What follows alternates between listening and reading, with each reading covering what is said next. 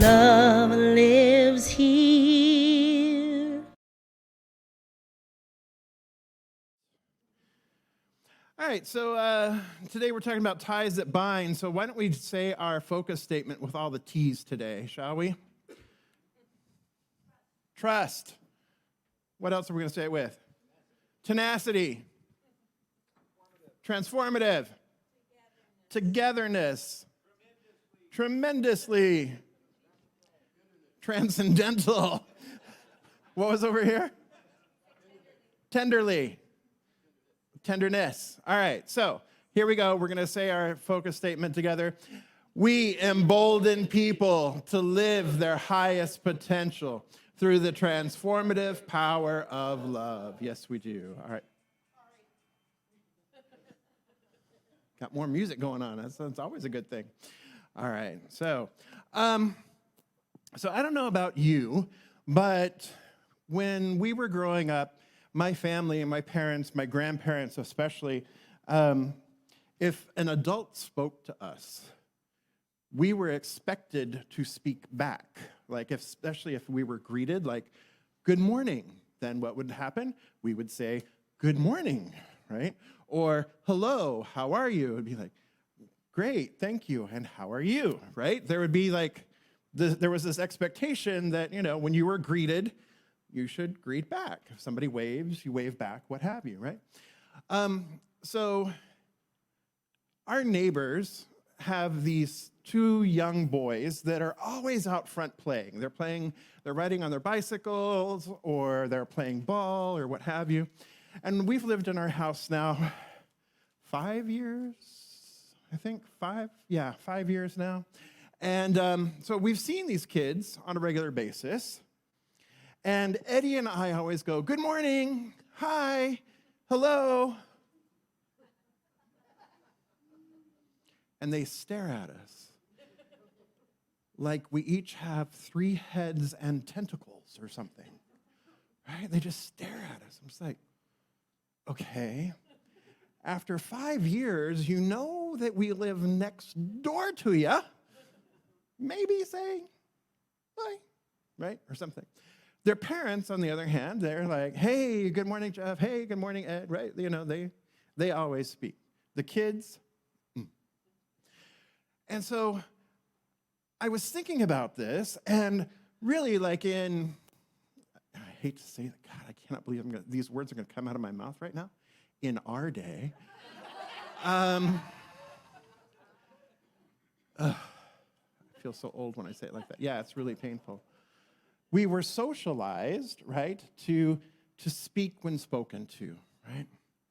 However, in this day and age, there's space there, there's space over here. Good morning. In this day and age, right, it's the stranger danger, right? I don't know you. We haven't been formally introduced. My parents might talk to you, but I still don't know you, right? So stranger danger, stranger danger. So I'm not upset that these two little guys don't speak to us. It doesn't make me mad.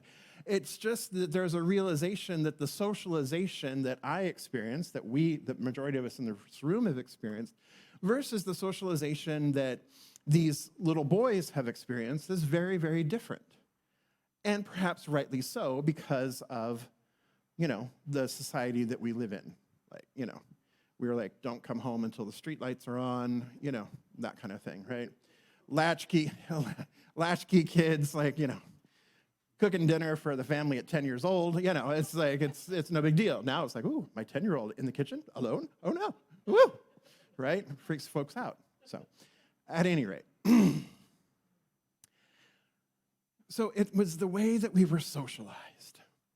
And so today, I want to tap into and talk to you about socialization. And why are we talking about socialization at Riverside Center for Spiritual Living, right? This is not a sociology class, Jeff.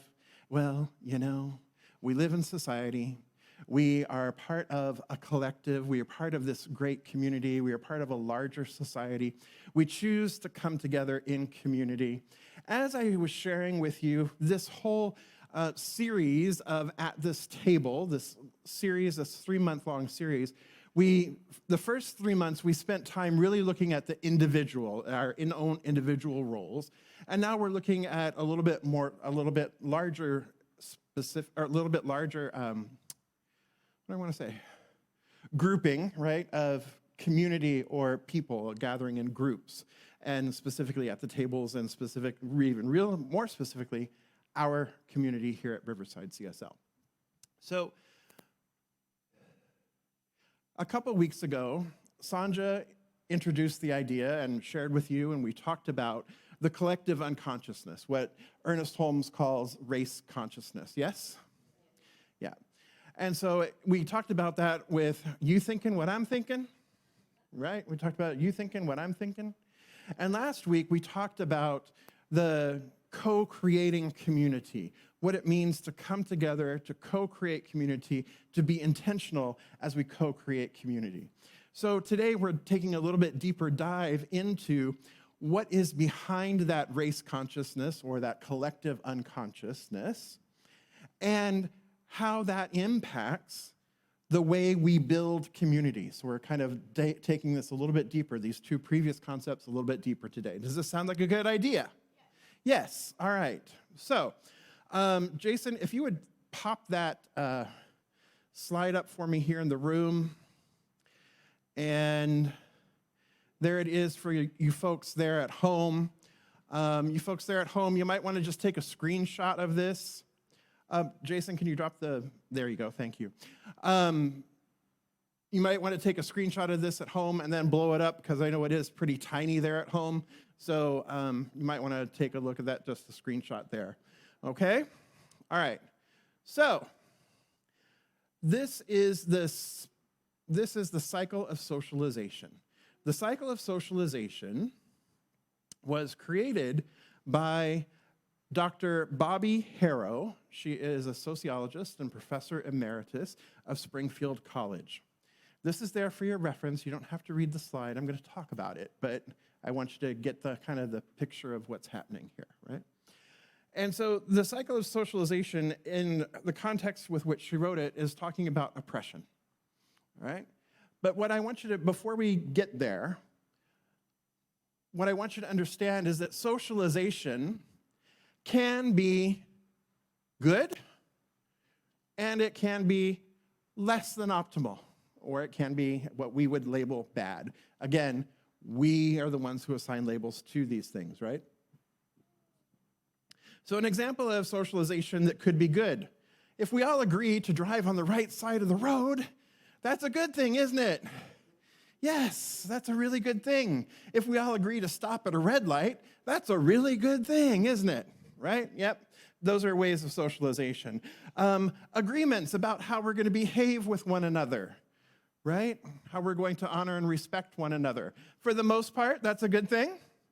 I would say of late, there's been some slippage, not necessarily in this community, but I would say in our nation and perhaps around the world. Perhaps around the world, there might have been some slippage around that. But that's how we want to be together, and that we have those social constructs, we have those cultural things.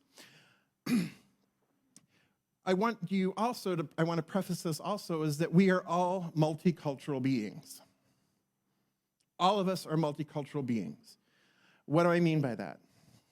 There's the culture of your ethnicity. There's the culture of the country that you live in. There's a culture of the part of the country you live in. There's a culture of this town you live in. Heck, there's even the culture of the neighborhood you live in, depending on where you live in your neighborhoods, right? There's also cultures of age. There's cultures of ableism. There is cultures of schools. There's cultures around the job that you perform. There's cultures around the things that you participate in. Tell me there's not a musical theater culture, right? There's cultures around everything. A doctor, right? Doctor, medical field. There's a culture there. There's a language. There's a common language. There's common ideals that they all participate in. Realtors. Frank, you belong to a culture in real estate, don't you? Yeah, right? right? There's the deaf culture, right? There's all kinds of cultures, right? So we are all multicultural, and we walk through lives with our own various takes on the cultures that we are in, and we know the mores, we know the norms, we know the ideas, we know what's acceptable and not acceptable in all of the cultures that we participate in, okay? So, socialization. Let's dive into this. In the beginning, the word, right? In the beginning, so you think of little Sasha over here, right? In the beginning, Sasha, right, is born into this society. She was born into the society that exists in Riverside, California, to two wonderful parents, right, who have their own demographics, who have their own cultures, who have their own ideas, their own background, their own upbringing, who have their own thoughts and feelings and expressions, right? So she's born into this larger culture. And the larger culture of the United States, or the socialization of the United States, the socialization of the world, we are born into a world with the mechanics already in place. We're born into the world with mechanics already in place. We have no choice at this moment. She's learning, she's developing, but we have no choice at this moment, the consciousness that we want to live, right? There's no choice there yet. But there's also no blame, no guilt. There is no information, or there's limited information or misinformation about social identity and power, right? We're all born into a world with the mechanics already in place of bias, stereotyping, prejudice, habits, tradition, which we talked about, and a history that already exists. And we inherit all of these without our permission. Sasha didn't say, okay, bring it on, right? She's not saying it now with her one little 2 feet that just came in the other day, right? So, right? So we're born into that. So that's the first cycle there. That's the first cycle. Jason, if you want to leave that other up for this part in here, just not online. All right. So then we move into our first socialization.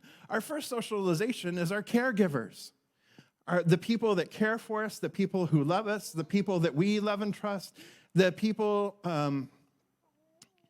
that taught us and are teaching us to play our roles and to follow the rules. There's rules in the family. There's rules in our larger culture.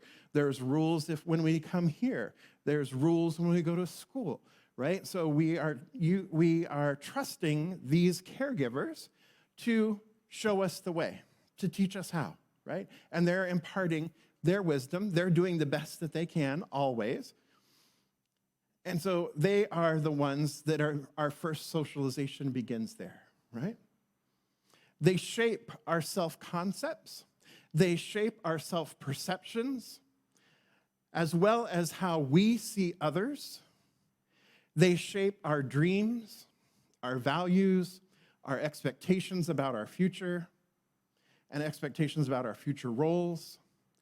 And sometimes from these beloved people, we get mixed messages, and we can feel confused and guilty, perhaps, for not understanding the world around us, right? So we can fall into these traps of, if you will, when these early on. And then we go to school, and we start interacting with other kids, we start interacting with other institutions, so then we have the institutional and cultural socialization that then occurs. And we are consciously and unconsciously bombarded with messages about who should have power and who should not have power.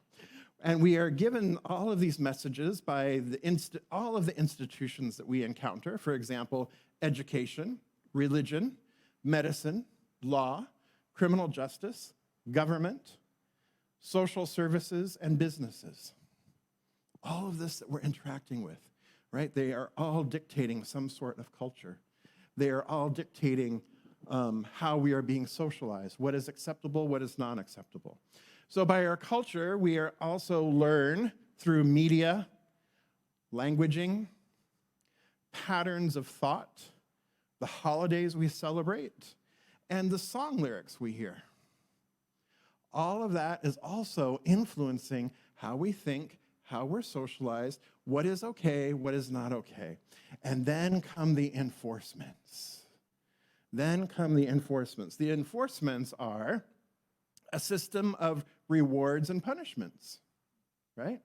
That if we behave in accordance with the rules, we are rewarded.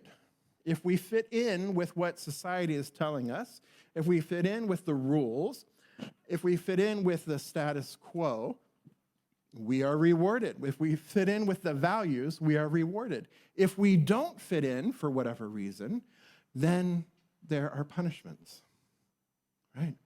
That keep us trying to play the rules.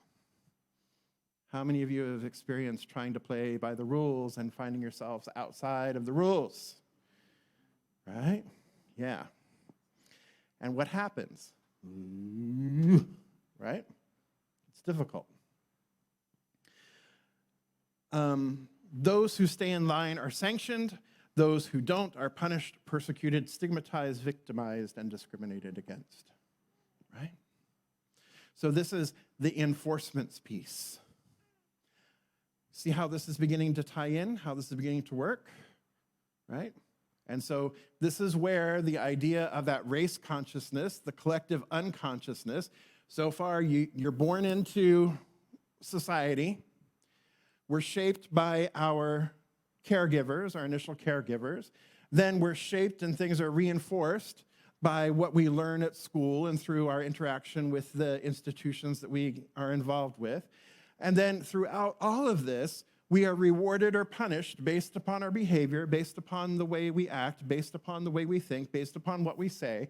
If it's in alignment with the good, or whatever is being deemed, whatever is being valued as good, being valued as proper, being valued as correct, we're rewarded. And if we're not in alignment with what is being valued, what is being held as proper, what is being held as the norm, then we experience punishment, or we experience less than optimal feeling, less than optimal situations, right? So the results here that then happen is this socialization leads to, this type of socialization, right, leads to bad outcomes. Bad outcomes for both those with power and those without power. Because those with power, those with privilege, don't have a full spectrum of life, don't understand a fuller spectrum of life because, well, this is the norm. This is the way it always is.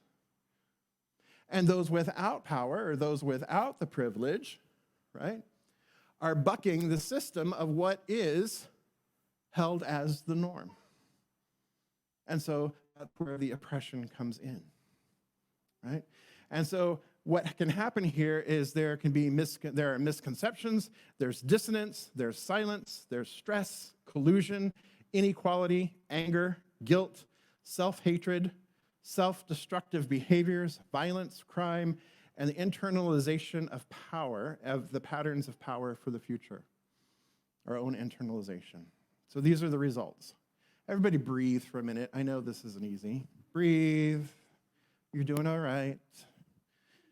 This is a deeper understanding of how things got to be the way they are.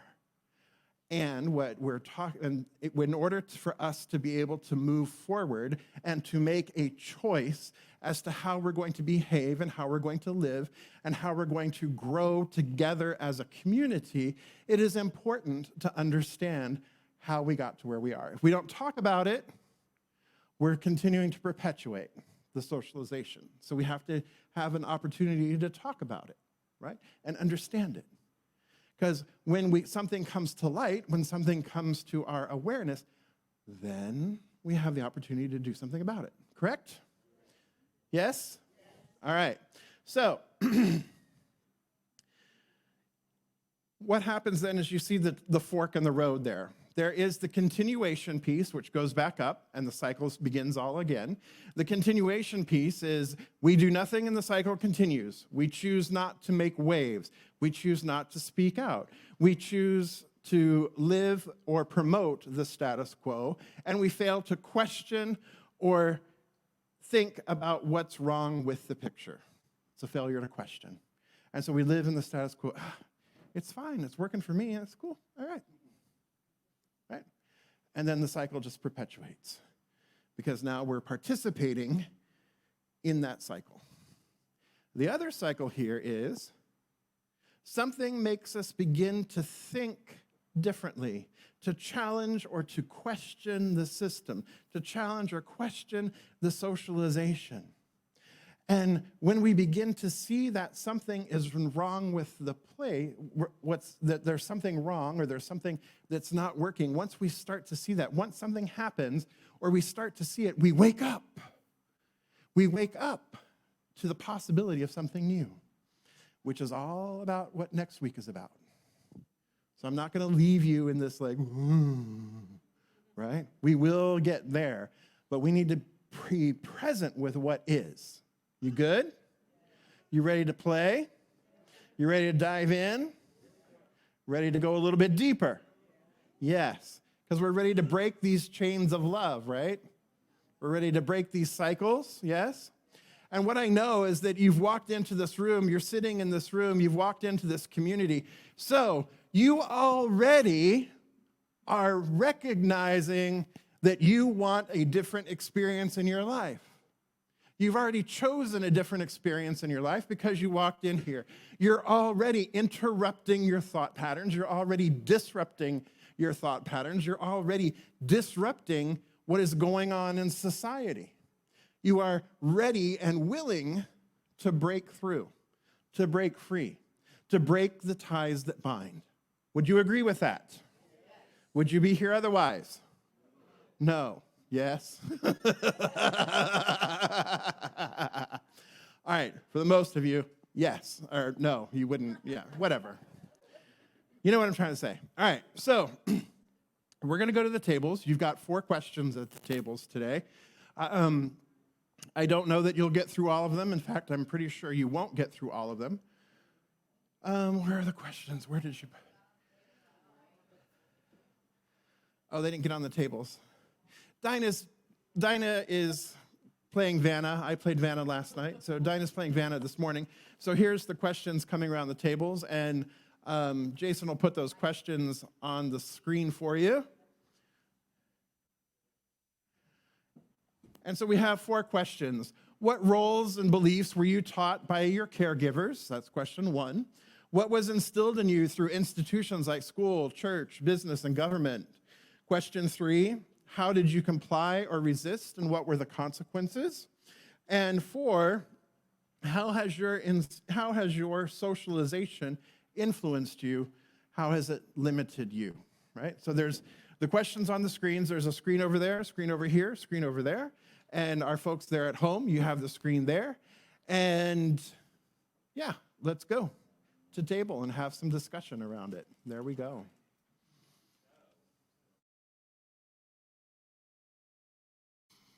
All right, so like I said, the topics can continue. You can stay, after we wrap up here, you're welcome to stay for a little bit longer. You're also welcome to join the conversation in our Facebook group. So thank you, everybody. It is really important that we look at these things, like I said. So your homework your homework for this week, right? Your tool for thriving, we're calling it making assumptions. And you know what happens when you make an assumption, right? Yeah, make a out of you and me, right? Okay.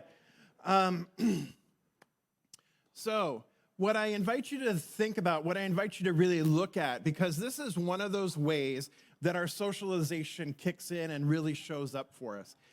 when you see your all or nothing thinking, when you're begin to pay attention to your all or nothing thinking, it's like, oh, well, everyone says this. All people behave this way. Everyone thinks that this is the right way to do it, right? Everybody is saying that this is the correct thing, right? Everybody agrees with me. Everybody shares my opinion. I can guarantee you they don't, right? Or the opposite, well, nobody thinks that. Nobody believes that. What are you talking about? Nuh-uh. No one, not a single person on this planet thinks that way. Well, clearly somebody's doing it, somebody is, because we're having this discussion, right? Or if you say the whole world, right? So that all or nothing, like it's all or it's nothing or no one, nobody, no how, no way, right? We go to these extremes in our thinking, go to one edge, very binary, one way or the other. It's like, oh, well, everybody shares this. The whole world is talking about this. The whole world believes this. No, the whole world is not against you, right? The whole world is not, right? So be thinking about when you're looking at those, that is a real insight to challenge yourself around that belief. Challenge yourself around that belief. Because that is telling you one of the places that you've been socialized to think a very hard line, hard way. All right? Sound good? All right. So those are your marching orders for this week. I can't wait to see what you come up with, what you identify.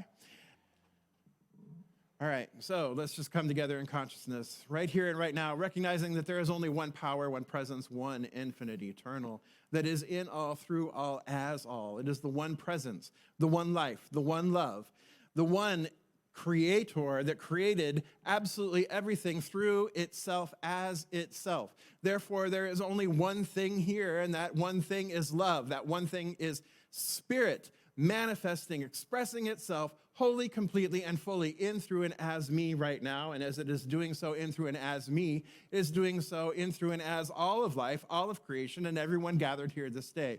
For there truly is just this one life in full, glorious, magnificent expression, expressing itself always. And so I speak my word for this beloved community, our beloved community, Riverside CSL, and each one that is a part of it, each one that calls it home, each one that is a guest or a loved one or a friend, knowing that we come together to do the work of spirit. We come together to go deeper together, to grow together, to connect with one another. We come here not afraid to look at the shadow, not afraid to look at the things that make us uncomfortable. We do so willingly because we recognize that it's all good. Because what it is it's an opportunity for us to shine a light, to express ourselves, to see with greater clarity that which has been holding us back, that which has been preventing us from living our most fullest, glorious expression of life, living our highest potential. And so as we see this, as we recognize that this is just simply blocks, we allow them to fall back into the nothingness from which they came. We recognize that a conscious intention, a conscious mind, a consciousness is greater than the unconscious, that it has more power. Because there is intention behind it. There is love behind it. And so we co-create together the society that we wish to be a part of. We co-create together the community that we wish to be a part of. We co-create a world for the Sashas of the world, for the future, and for ourselves. And so I give great thanks for this knowing right here and right now. I give great thanks for the willingness of each one gathered here to do their individual work. And as we do, we lift society, we lift our community, we lift the world in love. And so I release this word, knowing it is done, knowing it is so. I simply let it be, and so it is.